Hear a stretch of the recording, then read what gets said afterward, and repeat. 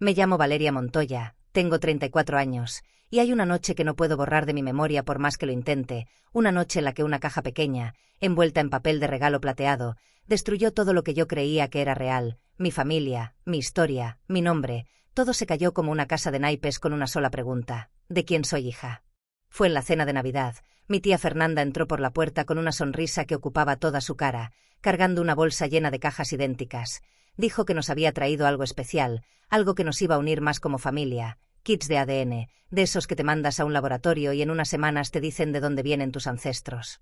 ¿Qué porcentaje de sangre indígena tienes? Si hay algún europeo escondido en tu árbol genealógico. Todo el mundo aplaudió, mis primos reían, mi padre levantó la caja como si fuera un trofeo, y yo me reí también, porque en ese momento era solo un juego. Pero entonces miré a mi madre. Y su cara era blanca como la pared. No era el blanco del susto de un segundo, era el blanco de quien sabe exactamente lo que viene. Sus manos sostenían la caja sin abrirla, con los dedos levemente temblorosos, y sus ojos miraban hacia ningún lado, o quizás hacia un pasado que yo no conocía. En ese momento no entendí lo que veía, pensé que quizás le daba miedo lo genético, o que no le gustaban las sorpresas. Me dije que era nada, me dije que yo estaba exagerando. Pero no estaba exagerando. Esa noche comenzó el fin de una mentira que tenía 34 años de vida. Para entender lo que pasó, tengo que llevarte hacia atrás, hacia el México de los años 80, hacia un pueblo pequeño en Jalisco donde mi madre, Graciela, creció siendo la hija menor de una familia conservadora y religiosa. Era la más hermosa de 3 hermanas, la más soñadora también. Desde joven tuvo ese brillo en los ojos que no se puede fabricar, ese tipo de energía que hace que la gente la mire cuando entra a un cuarto. Conoció a mi padre, Rodrigo, cuando los dos tenían 19 años. Él era mecánico, trabajador, callado, no era el hombre más expresivo del mundo, pero era leal. Mi madre siempre decía que Rodrigo tenía manos honestas, que eso valía más que cualquier poema. Se casaron jóvenes, se mudaron a Guadalajara, tuvieron a mi hermano mayor, Ernesto, 2 años después, y luego, según la historia que yo siempre conocí, me tuvieron a mí. Crecí creyendo en esa historia, la creí completamente, era mi verdad, igual que el color del cielo o el sabor del pozole de los domingos. No había motivo para dudar. Mi papá me llamaba su niña, me llevaba a la escuela, me enseñó a andar en bicicleta, me abrazaba cuando tenía fiebre. Todo eso era real, todo eso lo sigo sintiendo en la piel. Pero los resultados del ADN dijeron otra cosa. Llegaron 3 semanas después de la cena de Navidad. A todos nos llegaron por correo electrónico al mismo tiempo. Recuerdo que estaba en mi departamento, en Ciudad de México, con un café en la mano y la laptop abierta sobre la mesa del comedor. Abrí el correo con la misma ligereza con la que abres cualquier resultado sin importancia. Vi los porcentajes de mis ancestros. Vi la línea de compatibilidad genética con mis primos. Y luego vi la sección de coincidencias familiares cercanas. Mi hermano Ernesto aparecía como medio hermano. Mi padre no aparecía como padre, aparecía como 0% de compatibilidad paterna.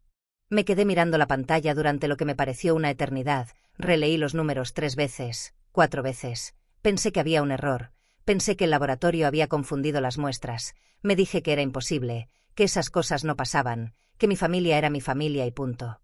Llamé a mi madre ese mismo día. Cuando contestó el teléfono, ella ya sabía, no sé cómo lo sabía, si Ernesto la había llamado antes, o si simplemente llevaba semanas esperando ese momento desde la cena de Navidad, pero lo sabía, lo supe por el silencio que hubo antes de que dijera hola, un silencio que pesaba toneladas. Le pregunté directamente, sin rodeos, sin suavizar nada, le pregunté si Rodrigo era mi padre biológico. Y mi madre lloró. No habló, solo lloró, y ese llanto fue la confirmación más cruel y más honesta que pudo darme. Lo que siguió fueron semanas de conversaciones que destruían y reconstruían mis recuerdos al mismo tiempo. Mi madre me fue contando, a pedazos, con vergüenza y con dolor, una historia que había guardado durante más de 30 años como una herida que nunca cicatrizó del todo. Cuando ella y Rodrigo llevaban 2 años casados, pasaron por una crisis profunda. Rodrigo trabajaba demasiado, llegaba tarde, se había vuelto distante. Mi madre se sentía sola en una ciudad que no era la suya, con un bebé pequeño, sin amigas cercanas, sin la red de su familia. En ese estado de soledad absoluta, conoció a un hombre en el trabajo, se llamaba Hugo. Era vendedor en la empresa donde ella hacía trabajo administrativo, era carismático, atento, de esos que saben exactamente qué decir cuando alguien está a punto de romperse. Lo que empezó como amistad se convirtió en algo que mi madre no sabe cómo nombrar todavía, no lo llama amor, no lo llama aventura, lo llama un error del que nunca pudo escapar del todo, porque el error quedó grabado en mi cuerpo, en mi existencia, en cada uno de mis 34 años de vida. Cuando descubrió que estaba embarazada, ya Hugo había desaparecido de su vida, había renunciado al trabajo, se había ido a otra ciudad, no dejó número ni dirección, mi madre se quedó sola con un secreto que ardía como brasa. Tomó la decisión más difícil y más cobarde de su vida al mismo tiempo, y ella es la primera en reconocerlo. No le dijo nada a Rodrigo, dejó que el tiempo pasara, dejó que el embarazo avanzara, y cuando nací, Rodrigo me tomó en brazos como si fuera suya, porque para él lo era, porque él no sabía, porque a él nunca le dijeron la verdad. Eso fue lo que más me rompió. No el hecho de que Hugo existiera, no el hecho de que mi madre hubiera cometido un error humano, comprensible en su contexto aunque doloroso, lo que me destrozó fue pensar en Rodrigo, en ese hombre que me llamó su niña durante 34 años sin saber que le habían mentido, que me alzó cuando me caí, que lloró en mi graduación, que bailó conmigo en mi cumpleaños de 15, que me abrazó en el hospital cuando me operaron de apendicitis, sin saber nunca la verdad. ¿Qué le había hecho mi madre a ese hombre? ¿Qué le habían hecho los dos, mi madre y su silencio, a toda nuestra familia? Tuve que decidir si le decía a mi padre, y esa decisión me tuvo paralizada durante semanas. Hablé con Ernesto, que procesaba su propio dolor, porque él también había descubierto que yo era su media hermana, que la familia que creyó completa tenía una fractura invisible. Hablé con una psicóloga, hablé conmigo misma en noches que no terminaban nunca. Hay una versión de esta historia donde yo protejo a mi padre de la verdad, donde decido que lo que no sabe no lo daña, donde sigo siendo su hija sin comillas, su niña de siempre, y este secreto se queda entre mi madre y yo como una deuda que nunca termina de pagarse. Pero yo no pude vivir en esa versión. Le dije a Rodrigo un domingo por la tarde, en la sala de la casa donde crecí. Mi madre estaba presente porque insistí en que lo estuviera. Pensé que era su responsabilidad estar ahí, mirar a los ojos al hombre al que le había mentido y escuchar cómo su hija deshacía la mentira con palabras. Lo que pasó en esa sala es algo que no tengo cómo describir completamente. Mi padre me miró cuando terminé de hablar y hubo en sus ojos algo que no era rabia ni tristeza, era desorientación pura, como si el suelo se hubiera movido debajo de él y no supiera en qué dirección caer. Luego miró a mi madre. Y mi madre lloró de una manera que yo nunca le había visto llorar.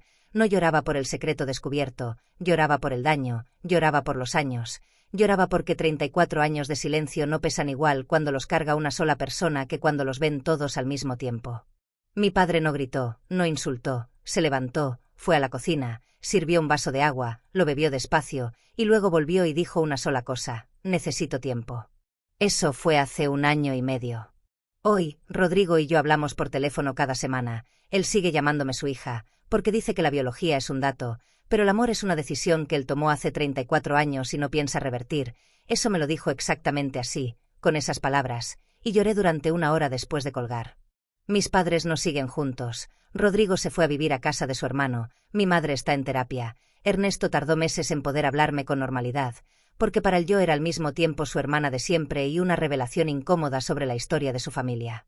Y yo sigo buscando a Hugo, no porque lo necesite como padre, no porque espere del nada que se parezca al amor, lo busco porque tengo preguntas médicas, genéticas, preguntas prácticas que merecen respuesta, lo busco porque soy la única persona en esta historia que nunca tuvo la opción de mentir ni de callar, y eso me parece que da derecho a saber. Pienso mucho en lo que significa ser hija, si la sangre define esa palabra o si la define el hombre que se queda. Rodrigo se quedó, Rodrigo eligió quedarse incluso cuando supo la verdad, y eso, en medio de todo el dolor de este año, es lo único que siento como tierra firme debajo de mis pies. La noche de aquella Navidad, cuando vi la cara de mi madre ponerse blanca, una parte de mí ya sabía que algo estaba por romperse. A veces el cuerpo entiende antes que la mente lo que la mente no quiere saber. Una caja pequeña, una prueba de saliva, 34 años de verdad enterrada.